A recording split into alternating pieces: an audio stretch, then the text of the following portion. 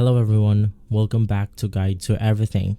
In today's video, I'll show you on how you can simply change your PFP or profile picture in Medal TV.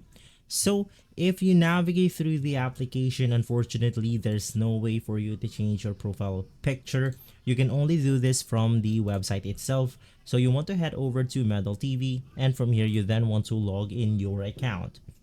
Now, right after logging in, you will be taken to the community page where you can see a lot of videos or clips that's coming on from different parts of the world. And to change your profile icon, it's as simple as clicking your profile picture at the top right corner of your screen. Click on profile, click on edit profile, and from here you then want to click on the upload picture. Now let's go ahead and change my profile picture into something like Thanos right here. Click on the save button, click on save once more, and from there you have successfully changed your PFP or profile picture in Medal TV. If this video has been helpful, leave a like, subscribe, and follow Guide to Everything for more videos like this. Thanks for watching.